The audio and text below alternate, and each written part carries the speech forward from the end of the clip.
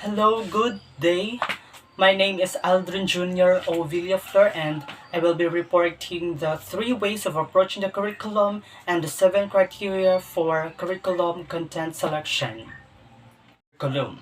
There are three approaches to or perspectives on curriculum. It can be categorized as content, a process, or a final product. The definitions provided by the subject matter experts identify three methods for addressing a curriculum.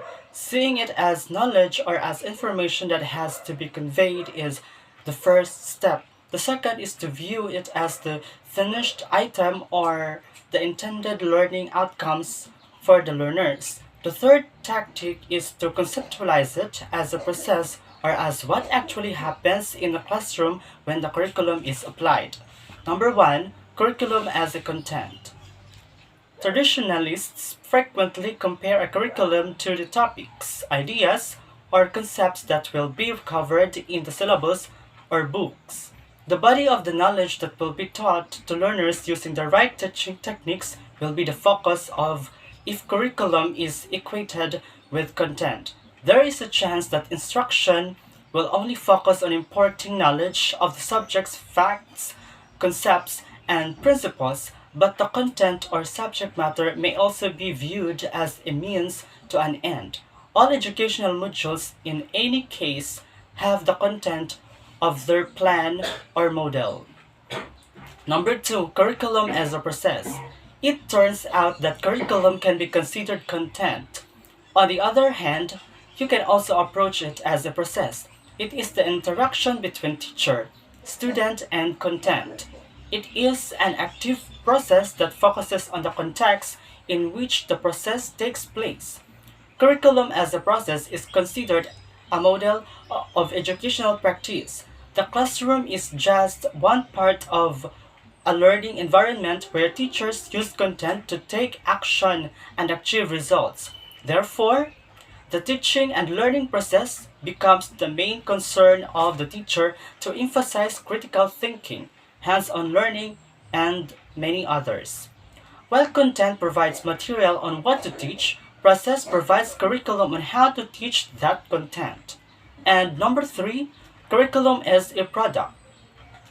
Other than seeing educational programs as substance that's to be transmitted or prepared that gives activity utilizing the substance, it has to be seen as an item. In other words, item is what the students want to realize as learning outcomes. The item from the educational programs may be an understudy prepared with the information, abilities, and values to operate successfully and professionally. The real purpose of instruction is to bring around noteworthy changes in students' design of behavior. Educational programs item is communicated with the form of results which are alluded to as an or as the accomplished learning results. Now, let's talk about the seven criteria for curriculum content selection. So, number one, self-sufficiency. This criterion means students should be given a chance to experiment, observe, and to do the field study. This system allows them to learn independently. Number two, significance. The subject matter or content is significant if it is selected and organized to develop learning activities, skills, processes, and attitudes. It also develops the three domains of learning, namely the cognitive, affective, and psychomotor skill. Number three, validity. Validity refers to the authenticity of the subject matter or content you selected. The topics must not obsolete. Number four, interest. This criterion is valid to the learner-centered curriculum. Students learn best if the subject matter is interesting, thus makes it meaningful to them. Number five, utility. Another criterion is the usefulness of the content or subject matter. Students think that a subject matter or some subjects are not necessary to them. Students only value the subject matter or content if it is useful to them. Number six, learnability. Um, The subject matter or content must be within the schema of the learners. Teachers should apply theories in the psychology of learning to know how subjects are presented and organized to maximize students' learning capacity. Number 7, feasibility. Feasibility means the full implementation of the subject matter. It should consider the school's real situation, the government, and society. Students must learn within the allowable time and the use of resources available. Good morning, classmates. Good morning, ma'am. This is Mira Palma, and my topic for today is to identify the guiding principles and steps when approaching the curriculum as a content, process, and product. So we have three ways in approaching the curriculum. First is the content, or called a body of knowledge to be transmitted. Second is the process. This is what actually happens in the classroom when the curriculum is practiced. And the last one is product, which refers to the desired learning outcomes. So let us discuss first the curriculum as a content. Curriculum as a content simply refers to the totality of what is to be taught in a school system. So the content component of teaching learning situation refers to the important facts, principles, and concepts to be taught. So these contents must be in line with the learning experiences, and there must be clear cut objectives to be achieved by the end of each respective lesson. So it can be in a form of knowledge, skills, attitude, and values that learners are exposed to. Content involves subject matters drawn on the basis of problems, themes, or topics cutting across traditional subjects. So in presenting the content of the curriculum, we need to consider these four, namely the tropical approach, the concept approach, the thematic approach, and the modular approach. So when we say tropical approach, the content is based on knowledge and experience. So in this approach, the curriculum makers takes a particular topic as a central theme in various instructions and concepts. So a specific topic is started in a particular class and finished in the same class. A topic is comprehensive collection of materials on a specific topic of the particular subject. Concept approach, on the other hand, consists of fewer topics in clusters around majors and sub-concepts, and their interaction with relatedness emphasized. So this approach helps students and teachers alike to develop a deep understanding of how the concepts interrelated with each other and build an exemplar that will empower them throughout their education and career. While thematic approach refers to the combination of concepts that develop conceptual structure. So the purpose of this approach is to start by making connections, and they provide experiences that are broad and rich enough to detail to enable students to connect their learning with real life. Last is the modular approach, which leads to complete units of instruction. So this approach is based on the principle of dividing the curriculum into small, discrete modules or units that are independent, non-sequential, and typically short in duration. So in selecting a criteria for the content, it should be significance, which the content should be contribute to the ideas, concepts, principles, and generalization that should attain the overall purpose of the curriculum. Next is validity. The subject matter must have authenticity, or the subject matter must be authentic. Third is utility. The content must be useful to the learner. Fourth is learnability. The complexity of the learners should be with the range of experiences of the learners. Fifth is the feasibility, which means the content can be learned within the time allowed. Last is interest. It could catch the learner's interest. So now, let us proceed to the guide in selecting the content in curriculum. So the first is commonly used in daily life. So the content of the curriculum must be useful in our daily lives, not just during class session, but also whenever we are not on a school premises. For instance, in the K to 12 curriculum, the lessons are based more on the learner's experiences because students are taught how to manipulate computers. In that manner, they have become computer literate.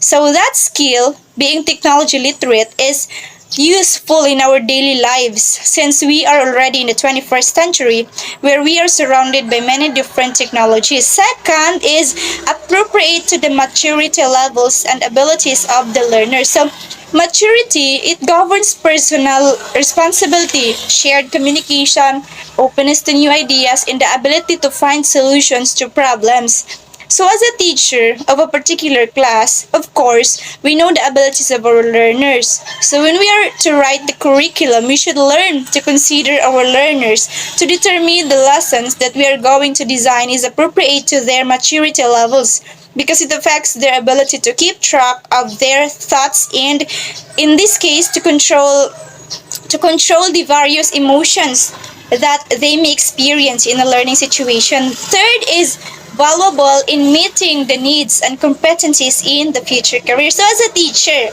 when we are dealing with the curriculum, we should also consider if what we are trying to make is valuable in that it could help the learners meet his or her needs and competencies for his or her career. So as a teacher, we teach for the purpose of preparing the learners for their future careers.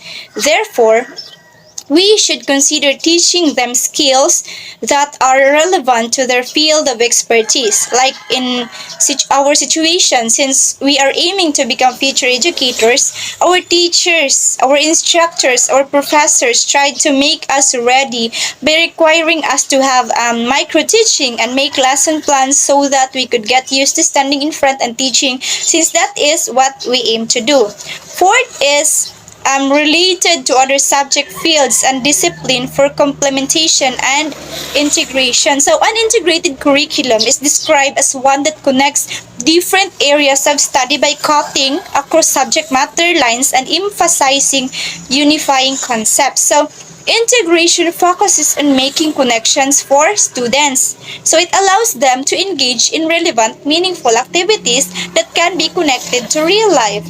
Fifth is important in the transfer of learning to other disciplines. So every student can benefit from learning in a way that supports the integration of new knowledge, right? And skills into their existing knowledge base. Transfer of learning allows learners to comprehensively apply new skills and information to future and decision making. Also, in approaching the curriculum as a content, the fundamental principles in making the content should have balance, articulation, sequence, integration, continuity, and scope. So that is all about the curriculum as a content. Now let us proceed on the approaching the curriculum as a process. So curriculum as a process implies that curriculum is not just a product, a written document, a syllabus or course outline, but rather the interaction between instructors, learners, and the knowledge. So, curriculum as a process is seen as a scheme about the practice of teaching. So, as a process, curriculum links to the content, while content provides material on what to teach, and the process provides the curriculum on how to teach the content.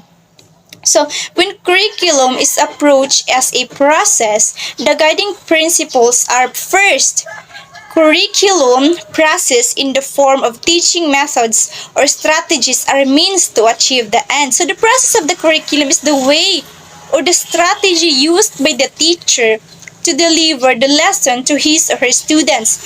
As expected, the strategy used by the teacher must be congruent with his or her objectives for the purpose of achieving the desired outcome at the end of the lesson. So, second is there is no single best process or method.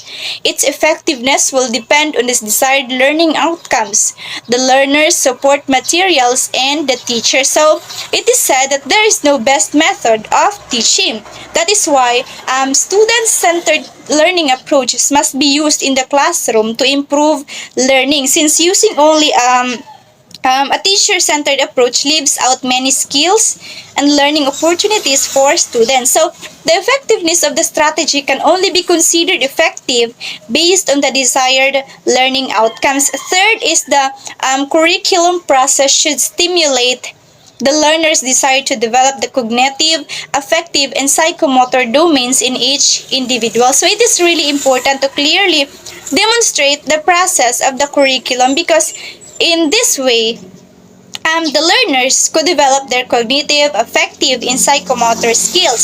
So the cognitive domain is when we think and reason for specific knowledge-based skills.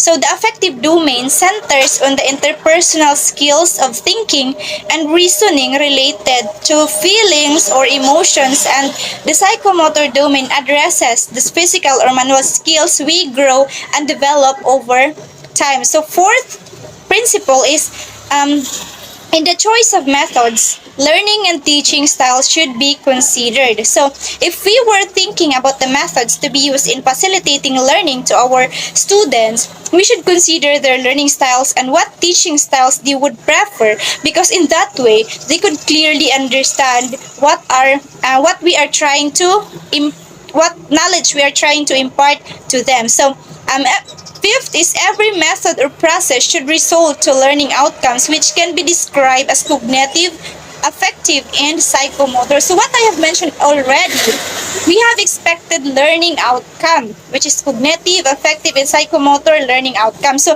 therefore, the process that we used must result to such learning outcome in order for the curriculum to be considered effective. The sixth one is the flexibility in the use of the process or methods should be considered.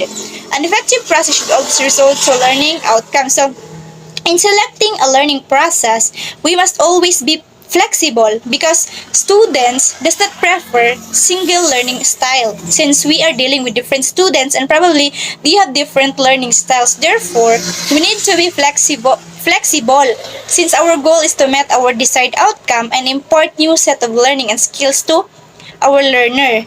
Seven is both teaching and learning are two important processes in the implementation of the curriculum. So, because the curriculum can be considered effective if it is widely understood by the majority of the learners. So, an effective curriculum provides teachers, students, school leaders, and community stakeholders with a measurable plan and structure for delivering a quality education. So, the curriculum identifies the learning outcomes, the standards, and the core competencies that students must demonstrate before advancing to the next level. So that was all about the curriculum as a process. Now, let us proceed to the approaching the curriculum as a product. So product is what the students desire to achieve as a learning outcome. So curriculum as a product should be a set of defining documents that describe what the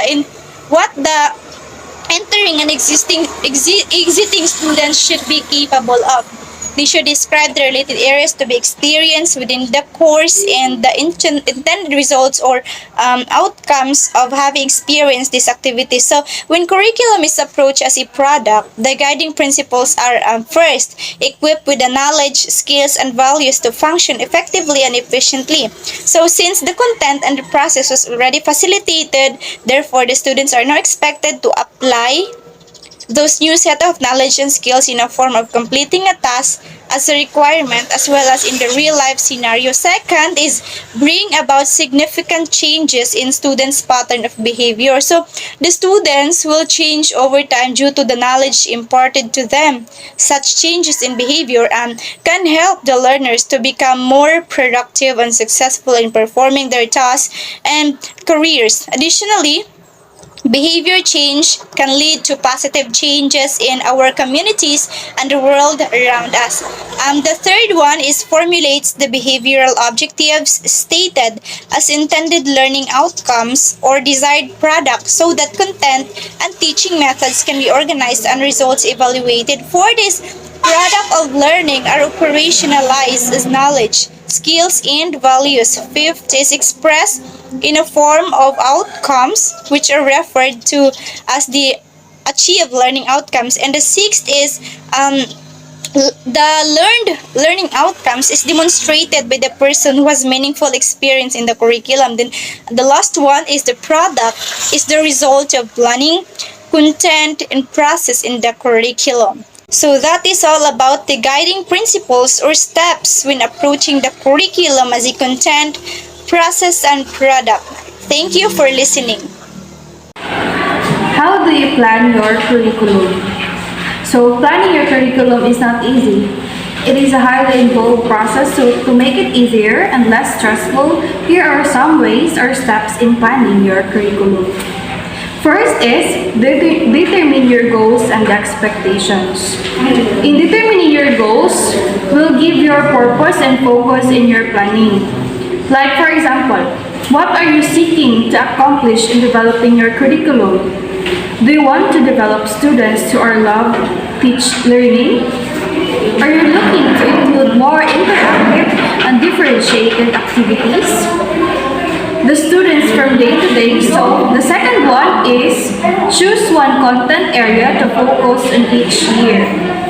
Note the word focus. If you are creating all your curriculum from scratch, you obviously need to have something in place to pour into making every subject great all at once. Instead, choose only one area to really hone in on. The last step is research the content and use pre-made lesson plan. Look in your library and online to find out what kind of information and resources are available for the content you'll be teaching. You will find textbooks, fiction and non-fiction books, fact sheets, or you may research on Google to enhance your knowledge on the content that you use. How do you design your curriculum? So designing a curriculum is not easy. It is a complicated process that needs to be carefully thought through that involves much strategic decision making. These are 6 crucial steps of effective curriculum design, and I will only discuss the 3 of them. So step 1 is principles and purpose. Set out what is really the intent of your curriculum, so begin with establishing your curriculum principles.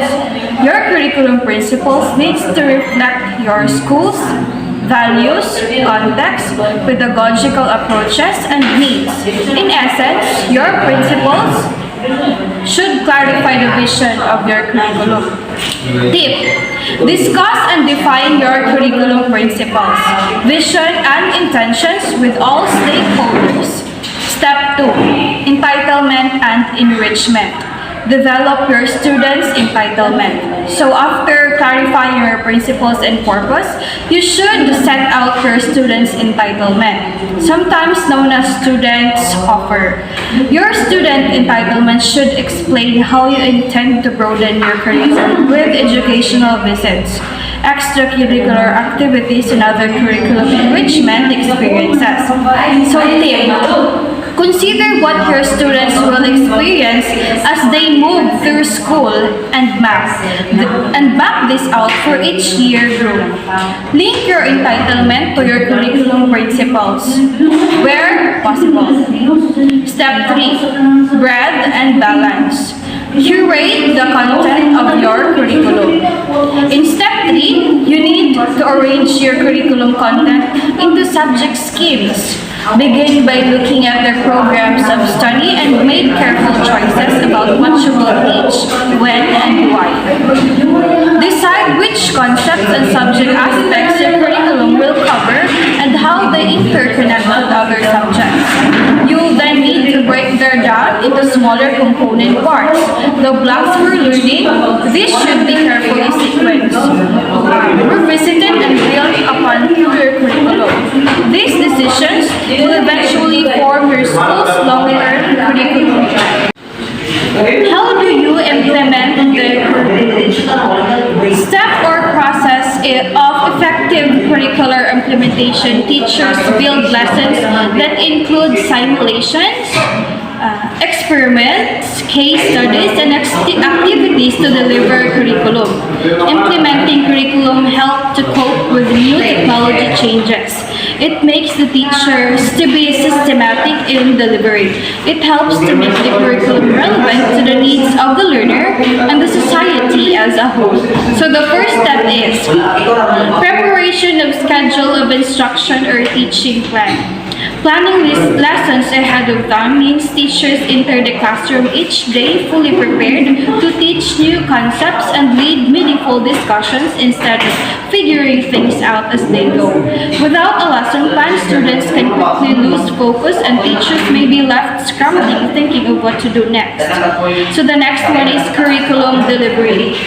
So the effective implementation of curriculum is ensured by supplementing classroom teaching with expert lectures, presentation or seminars, open-ended experiments, in-house and industry-supported projects, tutorials, group assignment, case study, industry visits, industrial training, and internship. Training's needs of faculty are identified by the head of the department. Faculty encouraged to attend short-term training programs, development programs, seminars, workshops, and industry training to bridge the need. So content beyond curriculum are identified and taught, both in the classroom and in the laboratory to expose student learning to recent trends in the industry. So I have here a figure which shows the course delivery process. The next is monitoring process.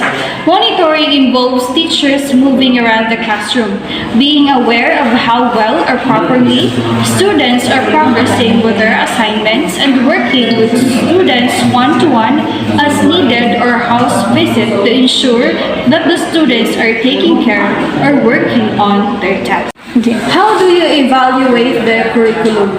So the curriculum is one of the most critical aspects of a successful education.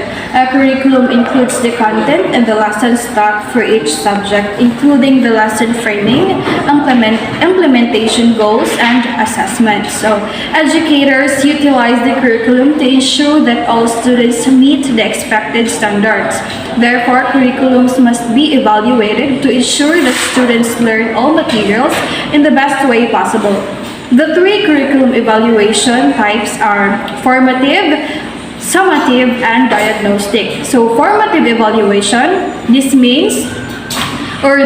occurs during curriculum creation and allows developers to correct flaws. The second one is the summative, this is the evaluation of the final curriculum after it has been fully developed. And the last one is diagnostic evaluation. This involves determining the cause of a deficit after using the curriculum.